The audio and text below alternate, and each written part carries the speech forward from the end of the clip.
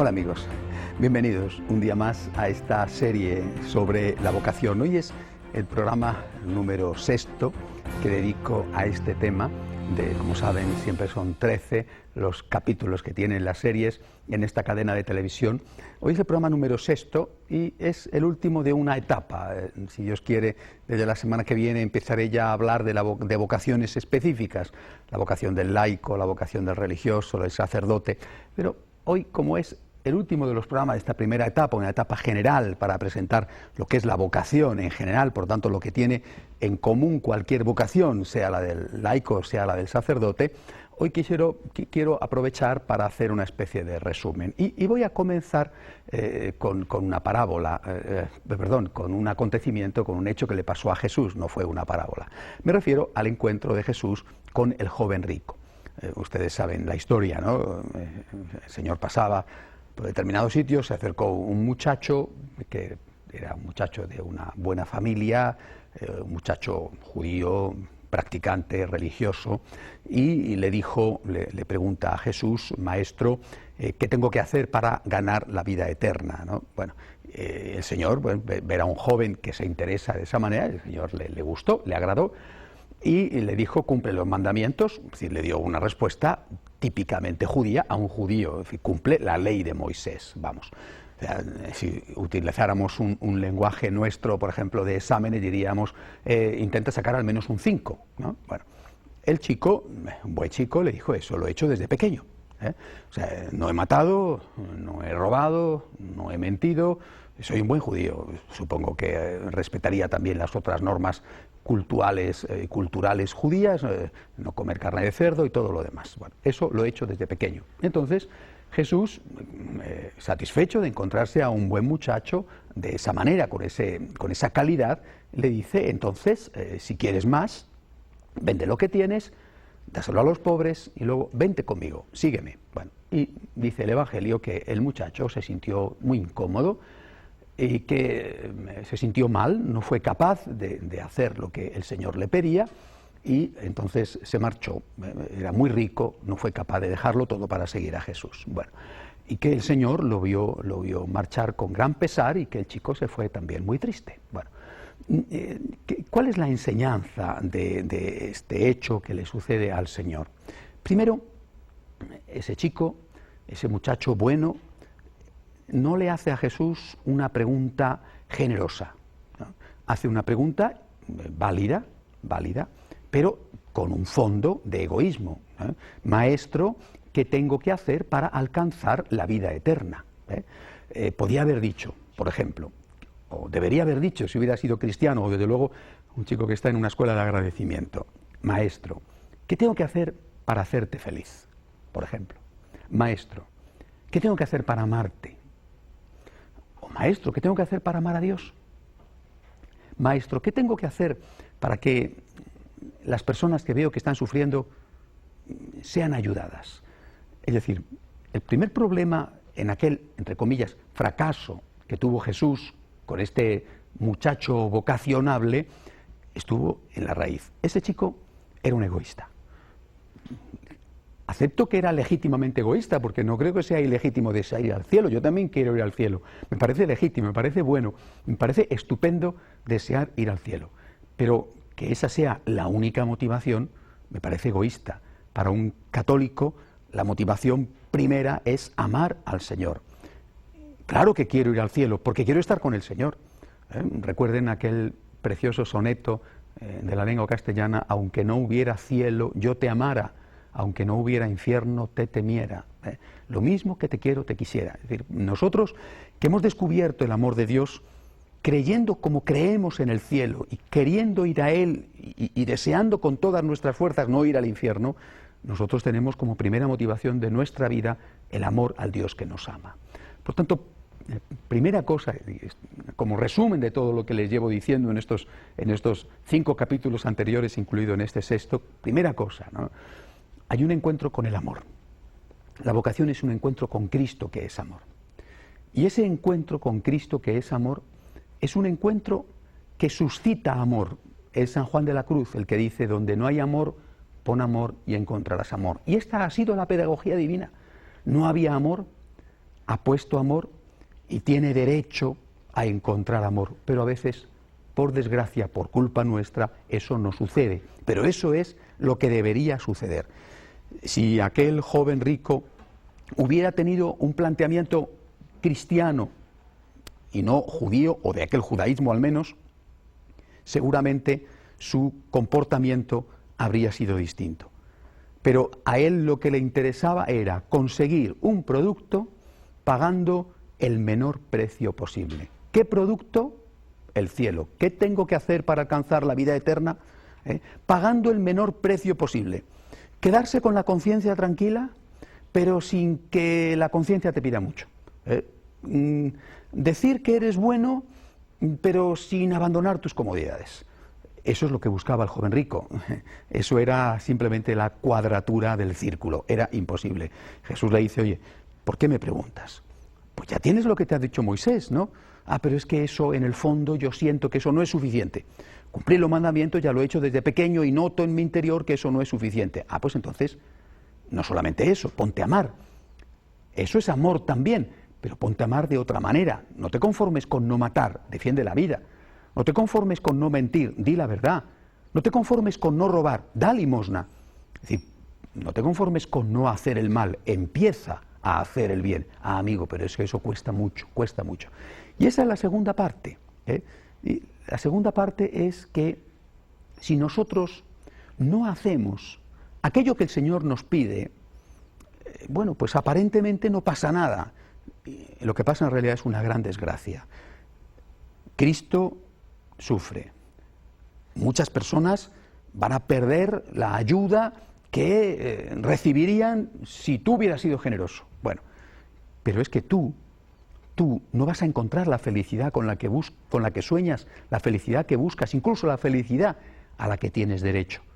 Ese es el drama, esa es la tragedia. El que tú estás estropeando tu vida.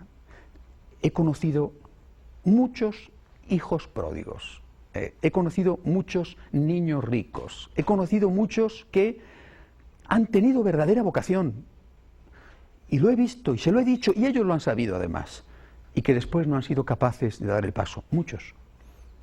Recuerdo un muchacho, estaba estudiando medicina, él estaba convencido de que su camino era el sacerdocio, completamente convencido, pero su madre no le dejaba y él no logró cortar el cordón umbilical. Hablé con él muchas veces. Llegaba un momento en que tenía verdadera animadversión contra su madre. Llegaba un momento en que ese chico estaba enfadado con su madre, pero no era capaz de enfrentarse con su madre, que le hacía un pressing, le hacía una presión total, ¿no?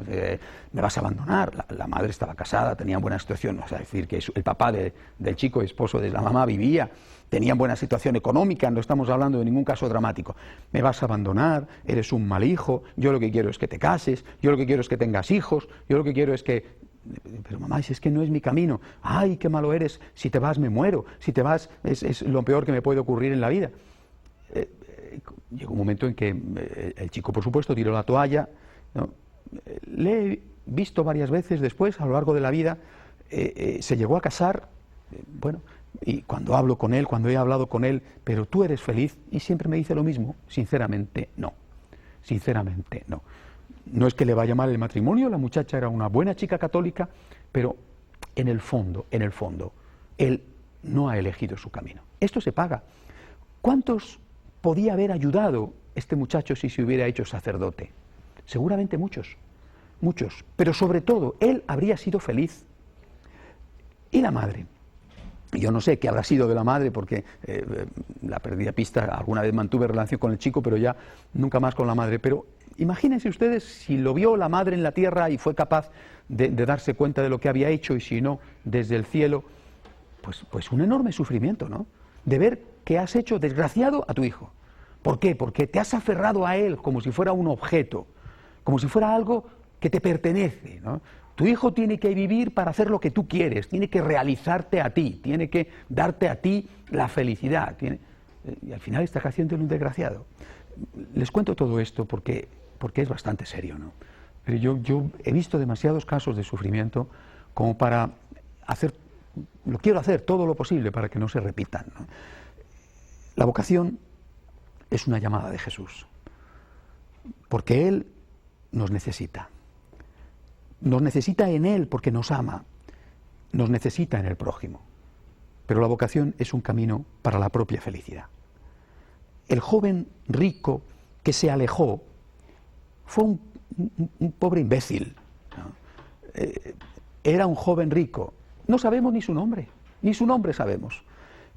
Sabemos en cambio el nombre de Juan, sabemos el nombre de Mateo, sabemos el nombre de Pedro, el nombre de Santiago.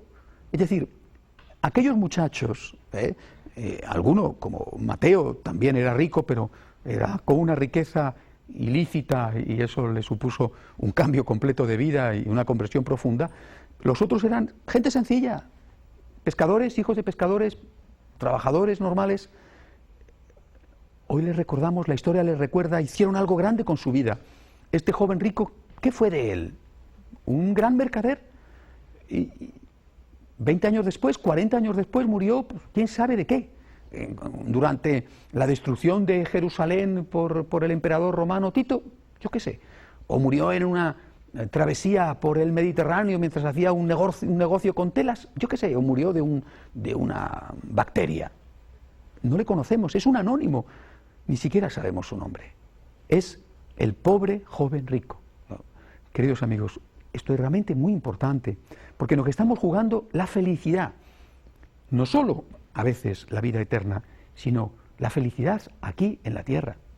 Si nosotros consideramos que la vocación es una desgracia, para nosotros o para los nuestros, estamos equivocando completamente el camino.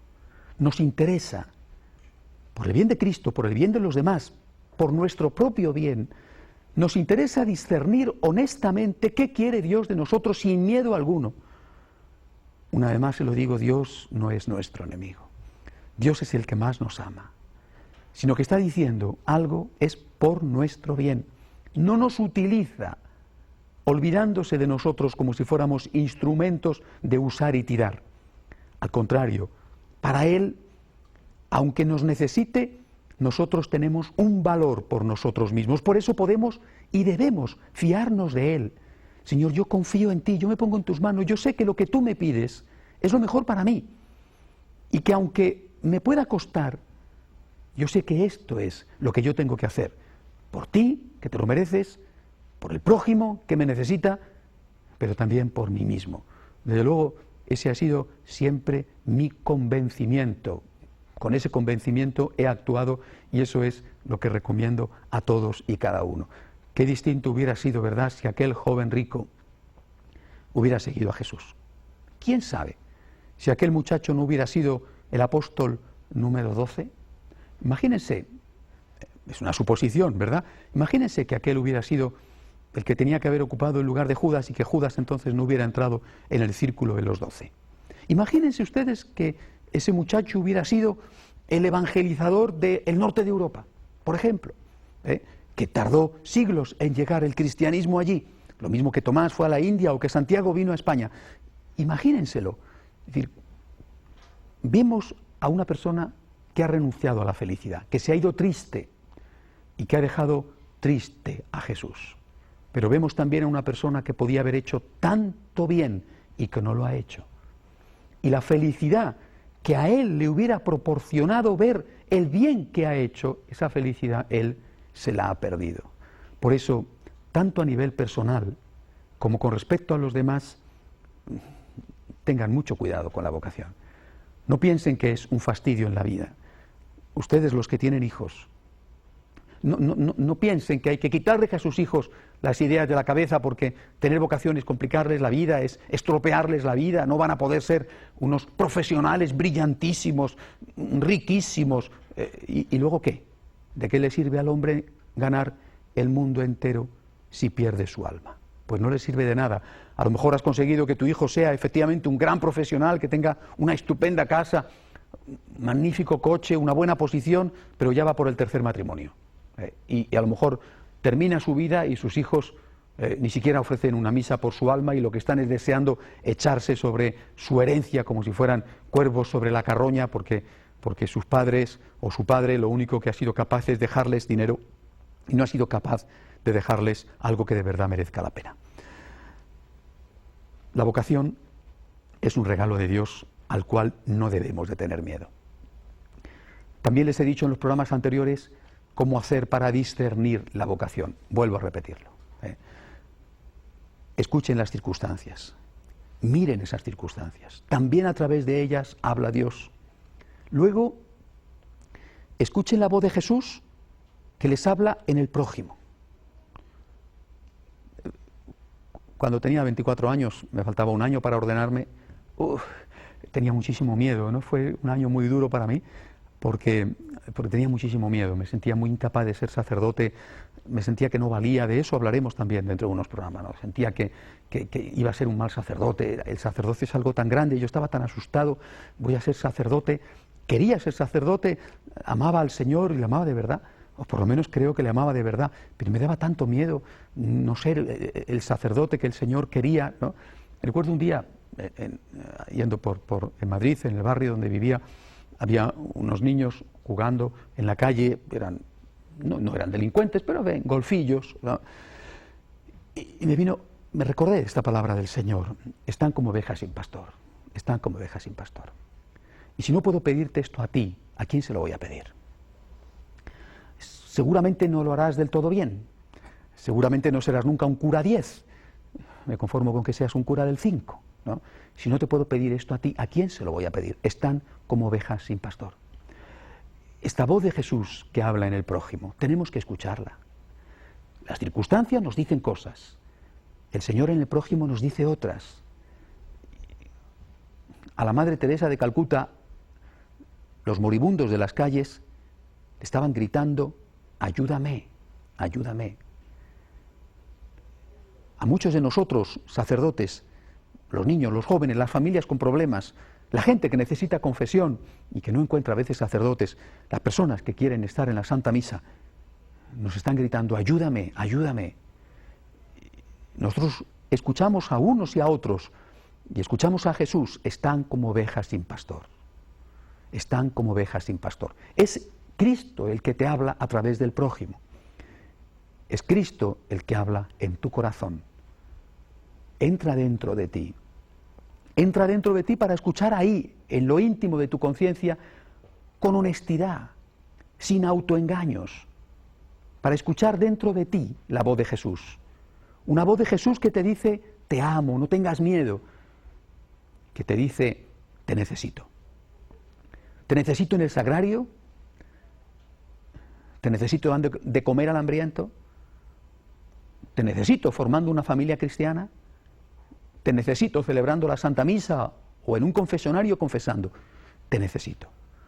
Y cuando escuchas esa voz, cuando de verdad has creado una relación con Jesús, lo más honesta y sincera que has podido crear, entonces no tienes miedo, y lo único que temes es no estar a la altura de la grandeza y de la belleza de la vocación a la que te sientes llamado.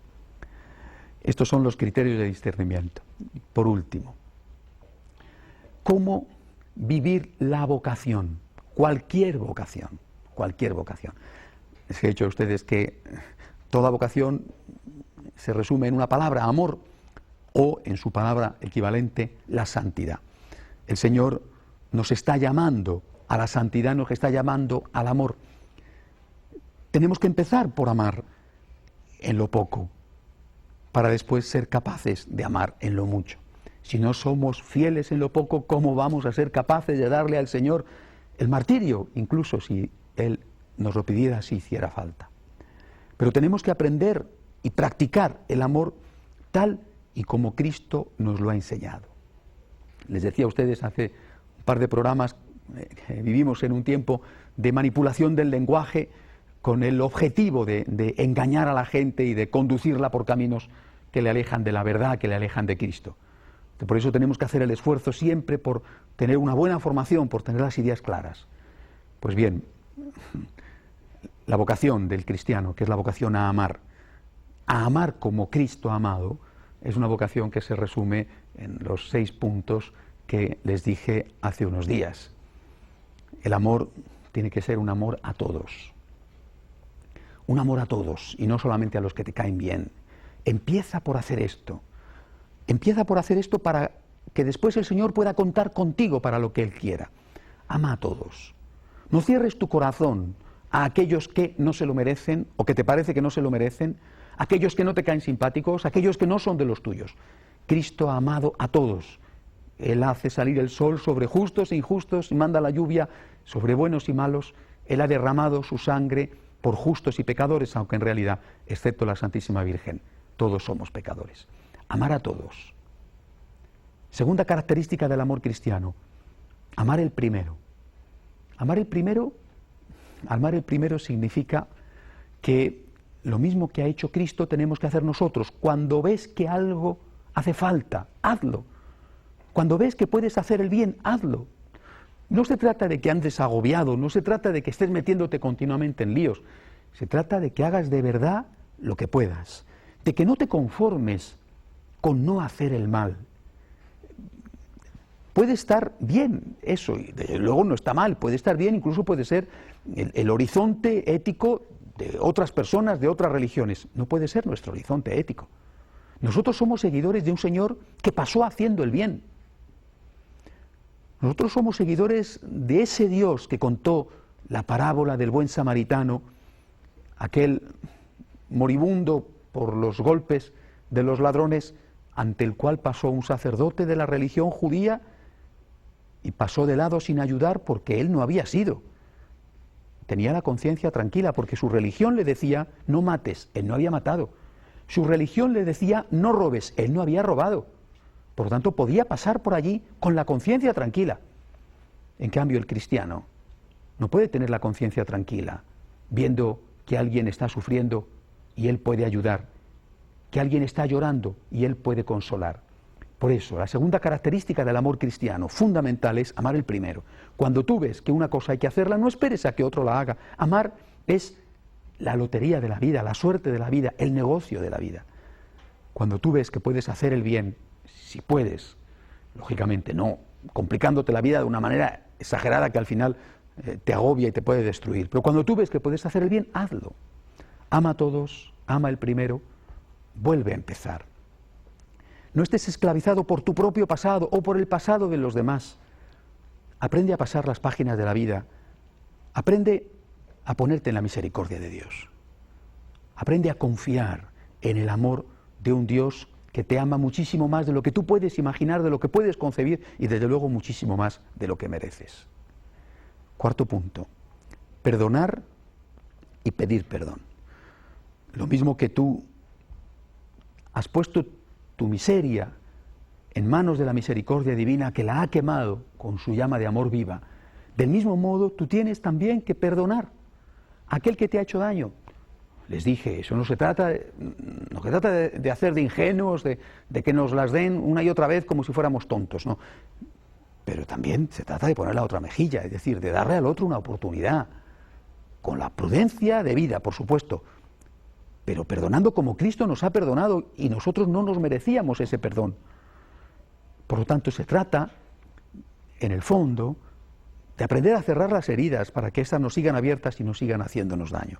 Y del mismo modo se trata de, con humildad, pedir perdón. Decir un lo siento, me he equivocado, perdóname, de verdad. Y decirlo con sinceridad, por supuesto, no como un truco, una fórmula para engañar y después seguir haciendo fechorías. Señor, me arrepiento, perdóname. Amigo, me arrepiento, perdóname. El quinto punto, intentar ponerse en el lugar del otro. Ponerse en el lugar del otro es un ejercicio extraordinario que sirve, quizá más que ningún otro, para entender qué es lo que el otro necesita de ti. Seguramente en algún caso puede resultar complicado, pero a poco que se tenga práctica, no resulta tan difícil. Ponte en el lugar del otro. ¿Tú quieres amar? Ponte en el lugar del otro. Ya verás cómo entiendes perfectamente lo que el otro necesita. Y por lo tanto podrás darle aquello que el otro espera. Y no darle lo que el otro ni necesita, ni espera, ni quiere, pero en cambio es lo que te gustaría a ti. Por último, un amor religioso. Y con esto quiero terminar este programa. Un amor religioso. Es decir, un amor motivado por Cristo. Nos hemos encontrado con el Señor. Dios nos ha amado. Dios ha salido a nuestro encuentro en la vida. Dios se ha hecho hombre para encontrarse con nosotros. Dios se ha puesto a nuestros pies de pecadores para lavarlos, ha subido a la cruz y con su sangre nos ha redimido, se ha quedado en la Eucaristía para ser nuestro consuelo y nuestra fuerza. Dios nos ama con un calibre tal, con una fuerza tal, que nosotros solo podemos caer de rodillas ante el Dios que está ya de rodillas ante nosotros para decirle: gracias, Señor, por ti, Jesús, por ti que has hecho todo esto por mí, yo también quiero hacerlo, Señor. Solo desde ahí, cuando uno se encuentra arrodillado ante el Dios arrodillado, cuando uno se pone a los pies del Dios que previamente se ha puesto a tus pies, rendido de amor ante el Dios amor, solamente ahí, solamente entonces se puede decir, como le dijo San Francisco en la ermita de San Damián: Señor, ¿qué quieres que haga? Hasta mañana, hasta la semana que viene, si Dios quiere.